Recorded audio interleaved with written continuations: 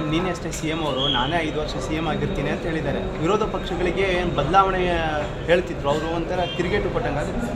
ನೋಡಿ, ಖಂಡಿತವಾಗ್ಲೂ ಸಿದ್ದರಾಮಯ್ಯ ಸಾಹೇಬರು ಭಾಳಷ್ಟು ಸೀನಿಯರ್, ನಮ್ಮ ಪಕ್ಷದ ಸೀನಿಯರ್ ನಾಯಕರು, ಮಾಸ್ ಲೀಡ್ರ್ ಅಂತಲೇ ನಾವು ಅವ್ರಿಗೆ ಹೇಳ್ತೀವಿ. ಇವತ್ತು ಸರ್ಕಾರವನ್ನು ಭಾಳ ಚೆನ್ನಾಗಿ ನಡೆಸ್ತಾ ಇದ್ದಾರೆ.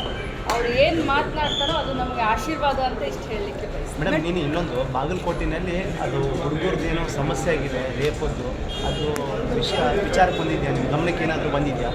ನನಗೆ ಚಾಮರಾಜನಗರ ಜಿಲ್ಲೆಯಲ್ಲಿ ಬಂದಿರೋದ್ರ ಬಗ್ಗೆ ನನ್ನ ಗಮನಕ್ಕೆ ತಂದಿದ್ರಿ. ನಾನು ಇಮಿಡಿಯೇಟ್ ಆಗಿ ಆ ಶಿಕ್ಷಕನ ಮೇಲೆ 2 ಇಲಾಖೆಯಿಂದ FIR ಮಾಡಿ ಅವನ್ನ ಅರೆಸ್ಟ್ ಮಾಡಿಸೋಕ್ಕೆ ಕೆಲಸ ಮಾಡಿದ್ವಿ.